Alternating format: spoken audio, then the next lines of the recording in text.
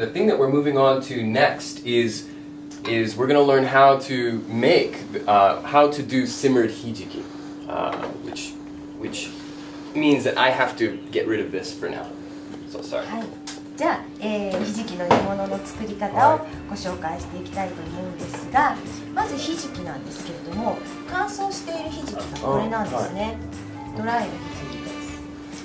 で、それをたっぷりの水に入れて戻すんですね。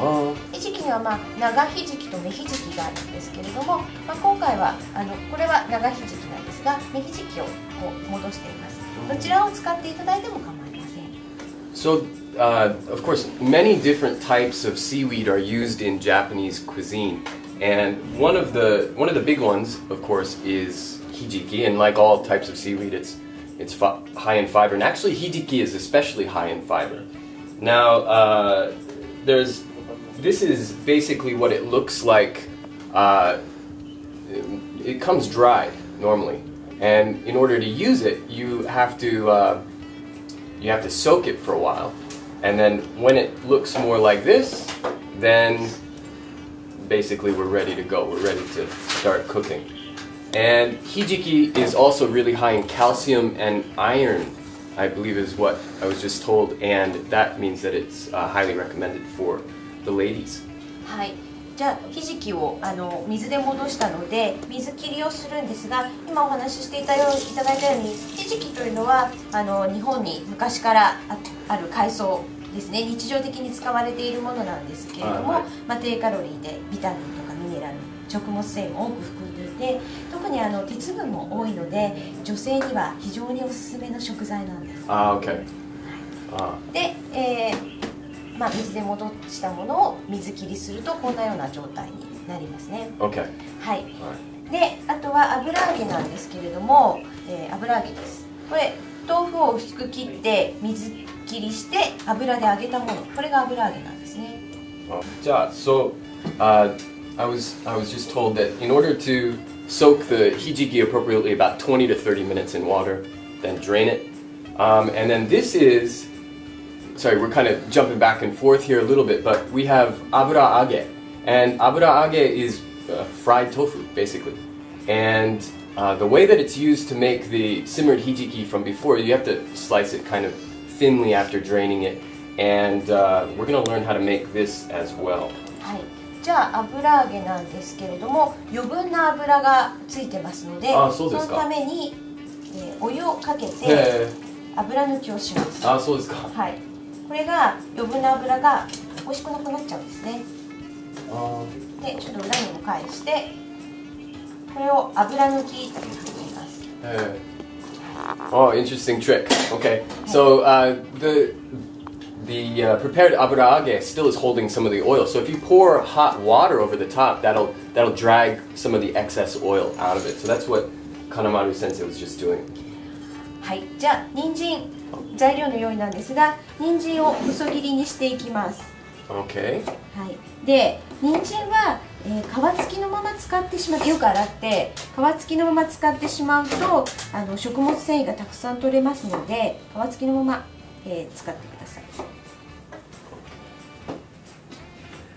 So now we're slicing the carrots. Looks like we're really thinly, very thin.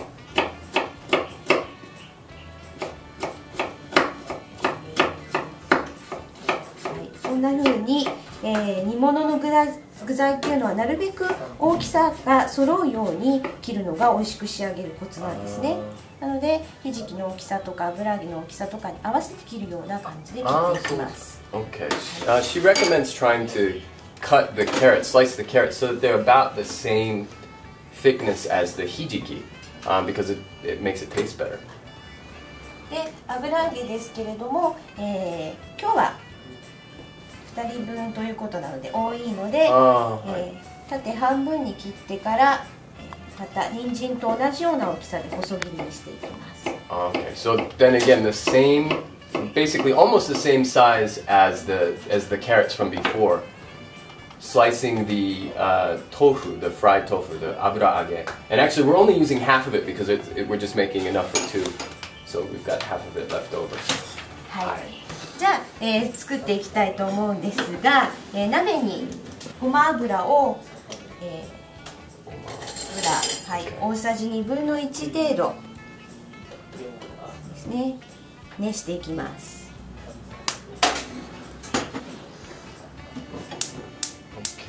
Sesame oil in the pot.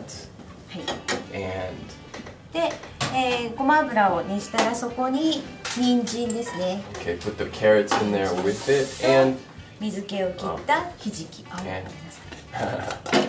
and the drained hijiki goes in there as well. で、これで、炒めていきます。And then of course we need to fry the carrots, mix them up, fry the carrots and hijiki. で、そこに、お出汁ですね。ちょっと炒まったらだし汁、かつおと昆布のお出汁。Okay. あとは、酒です。お酒を大さじ1杯と、お砂糖です。お砂糖を小さじ1/2なんですが加えて、で煮ていきます。Okay, so we've Kanamaru sensei has just added cooking sake and 昆布何のだしでしたかつおと昆布のおだしです。stock and then also a little bit of sugar was thrown in there as well. でこれで煮立ったらなんですけれども、煮立ったら先ほどの油揚げを加えて、であとはお醤油、あと、加えて汁気がなくなるまで煮ます。Okay, the soy sauce is going in. 1と1/3。そして、みりんです。みりんも、小さじ1杯。Okay, the mirin is going in now. で、あとは汁気がなくなるまで、煮込むということになります。As I said before, you got to keep boiling it until all of the liquid is has evaporated. 結構そうですね。ひじきなんかの乾物を作った煮物っていうのは日持ちがするので、時間がある時に多めに作っておくと、いいんです。常備菜になる。なるほど。はい。So this is, this is not the easiest thing to make, simply because there are so many steps and it takes a long time. I mean, this is going to have to boil for quite a while.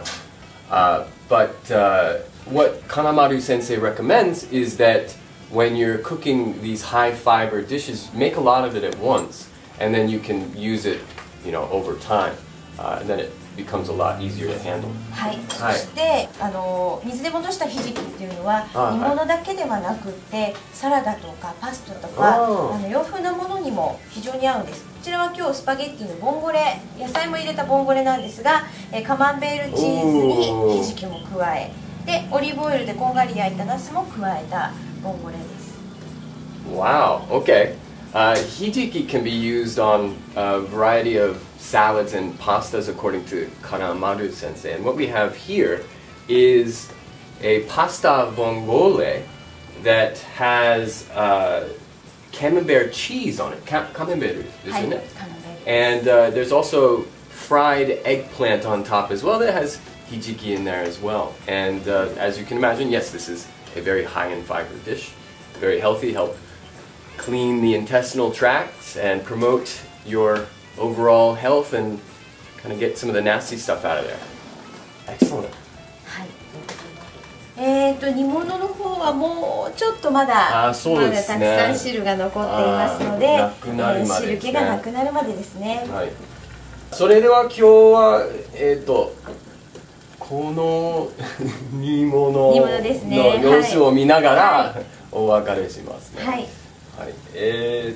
金丸先生、ありがとうございました。いろいろ教えていただきました。はい。So it takes a little while for the simmering for us to boil all of the liquids off of the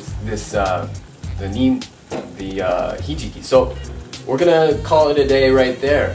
So thank you very much for joining us this episode of 医食同源, where we learned about high in fiber options that are actually not so difficult to make from the Japanese tradition. Please join us again for our next episode, episode 3, which will be on April 16th. Please mark your calendars and join us again for lunch. Thanks a lot. Bye-bye. 食物繊維って取ります？いい質問ですね。何？ファイバー、さあ、ブラウンフレークス。ちょっと、まあ、雑穀みたいなパン。おすすめは何ですか？ひじき。そうですね。もちろん。海藻きのこ。